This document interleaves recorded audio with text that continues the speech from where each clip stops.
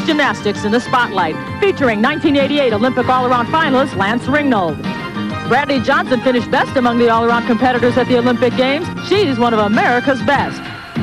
The top gymnast from the Big Eight is Patrick Kirksey. He finished first in the all-around competition at the recently held Big Eight Championships.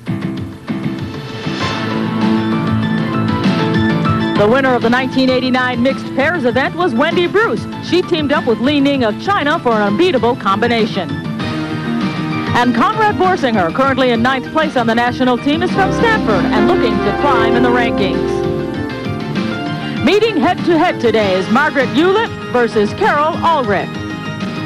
On the men's side, it is Kyle Asano against Jorge Garcia. It's a sudden death form of competition. The winner advances while the loser goes home.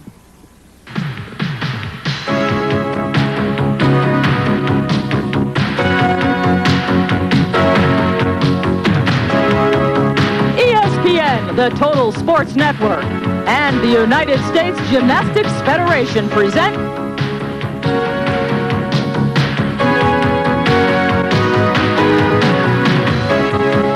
the 1989 U.S. Challenge.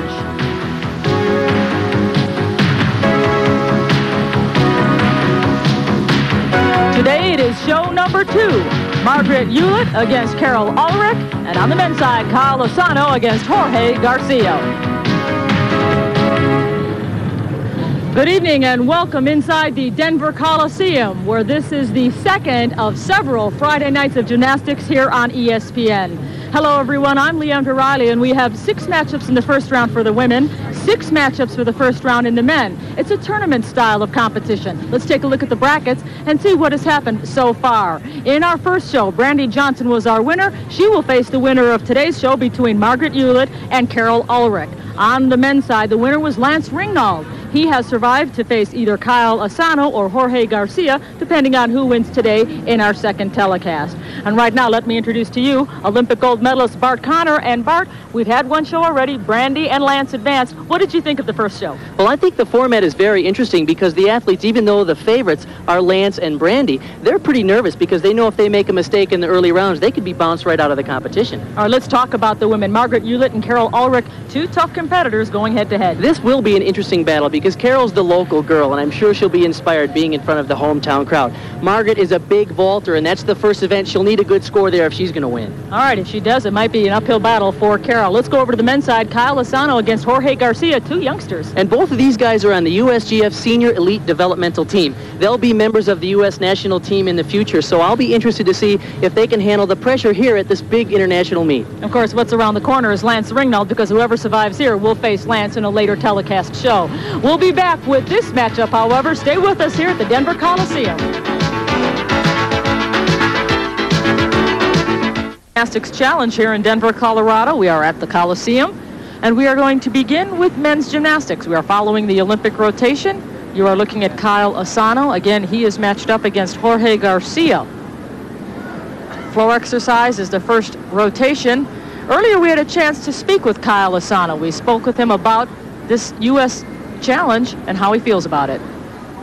When you're standing there ready to start your floor exercise and the judge holds up the green flag, what's going through your mind for those few seconds while you're waiting for that green flag? Mainly relaxing, not really thinking about the whole routine, just taking one, past one at a time, and just mainly relaxing, because that's the trouble I have. I can't relax.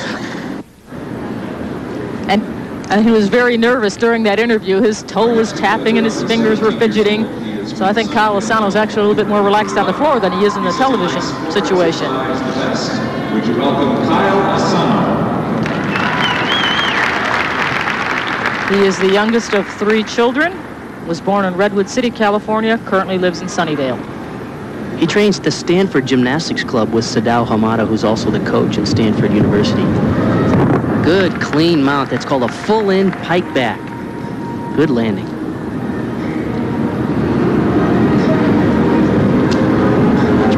Front. Straddle jump.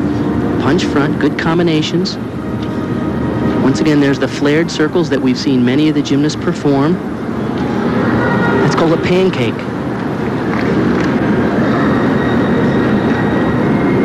Named for that famous gymnast pancake, or because he looks like one? The trick is certainly to get all the way flat, and it isn't all that easy to do. Round off, whip, whip. Nice little combination for a third tumbling pass. Keep in mind that the gymnasts have to cover all of the floor area, so generally what you see is 2 diagonal passes back and forth, and then 1 side pass, as we just saw, and then he'll cut back across the opposite diagonal, covering the rest of the area in 50 to 70 seconds with a clean tuck double back. Good routines for such a young man. Kyle Asano, just 17 years of age, completing his floor exercise performance, and you saw the big sigh of relief that he gave to his coaches as he exited the podium. He had a very good idea, and he mentioned in the interview that he's going to take 1 pass at a time. I think that's key, because you can't let an early mistake get you in trouble, so he just decided to focus on each element individually, and I think it was very successful for him. It's a good attitude to approach on the floor exercise.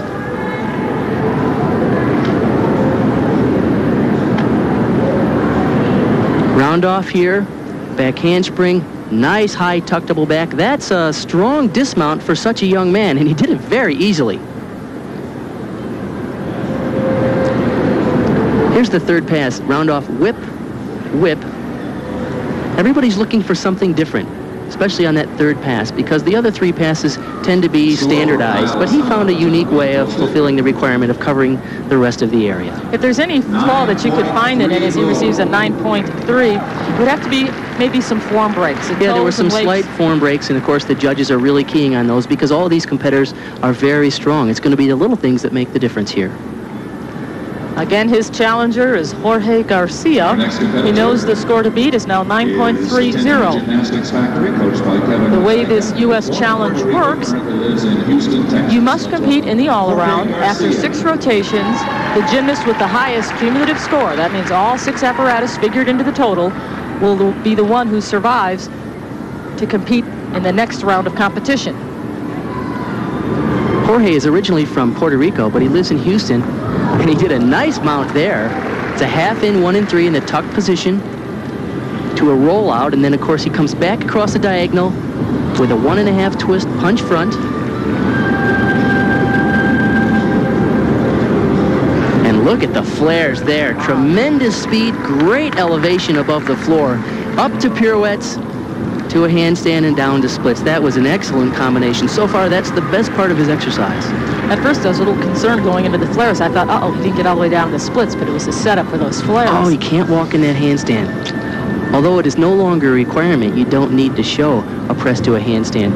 If you make bobbles like that in some basic elements, the judges are certainly going to downgrade the exercise because you can't give away points on the easy things. You have to hit those right because the difficult tumbling passes are where the chances of making mistakes are a little stronger. And a full punch front, not a really strong dismount.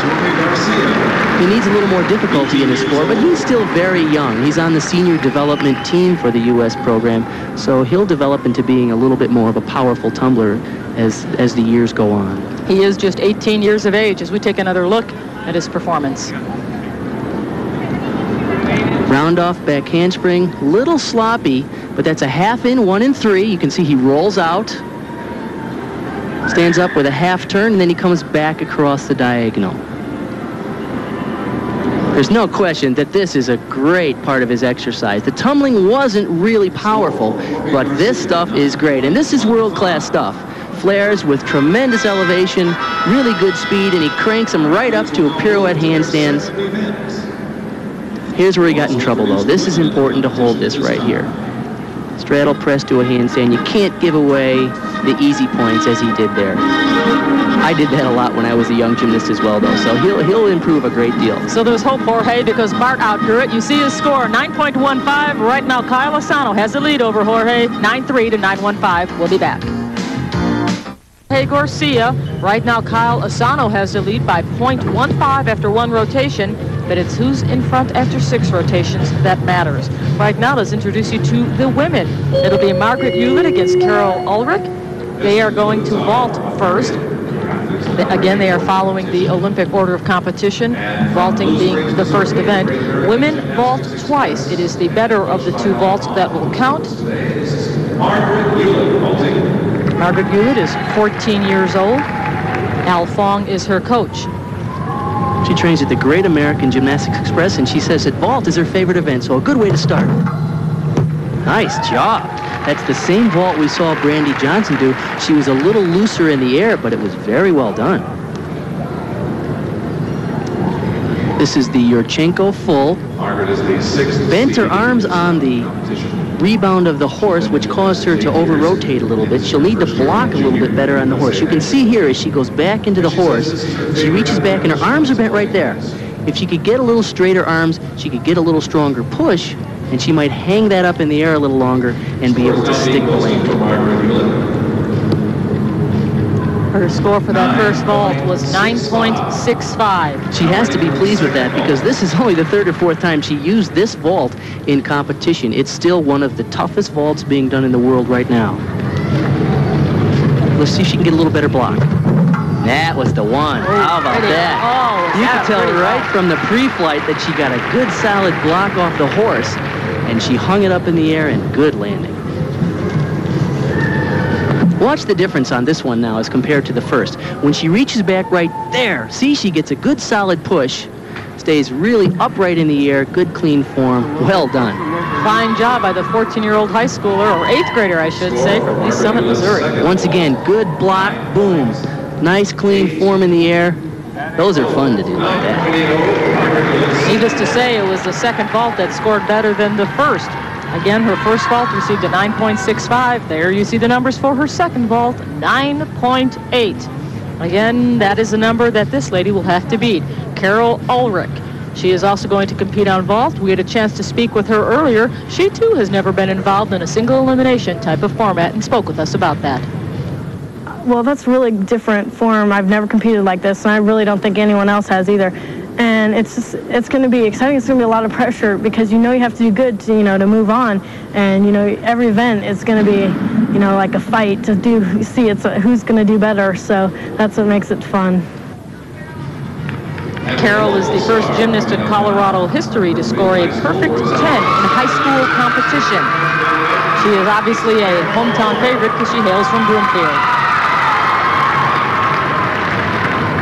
Now, the vault that she has signified to the judges that she's going to use is a Sukahara tucked with a full twist. There it is. Oh, that was high. Now, it's different than the Yurchenko style of vaults that we've seen from some of the other competitors. This one, she goes straight on to the horse. From the forward position, she does a round off there, tucked back with a full, and great form in the air. This vault used to be worth a perfect 10. Now it's a maximum of a 9.9, but she does it nicely. Good, clean, legs together in the air, and that is tough on a full twisting Sukahara to hold good form while you're flipping and twisting at the same time. That, to me, should be a 10 vault, but I'm not in with the people who make those decisions. That, to me, looks like a very difficult vault. 9.625 is the score she received for that first vault. So many of the girls are using the Yurchenko style of vaulting, the round-off approach. This is the traditional style of vaulting, and she's so powerful, she can really pull this off. Once again, the same vault.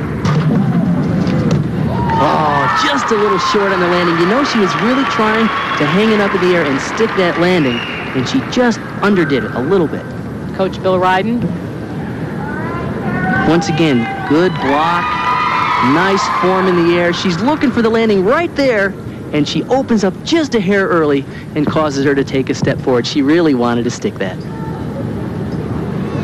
Where should the hand placement be on the horse? They do a half turn on. You can see right there her hand should be as square as possible.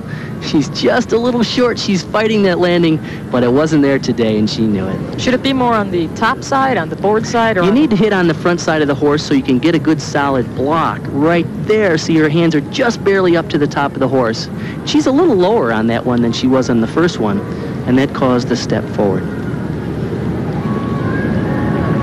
The judge is taking a little bit of time on this second score. The first one, again, she got a 9.625. This one was scored a little bit less at 9.575. Therefore, it is the first vault that will count. Again, Margaret Ulett, 9.8. Carol Ulrich, 9.625. She's in a little bit of a deficit going into the second rotation. And now you are looking at Jorge Garcia.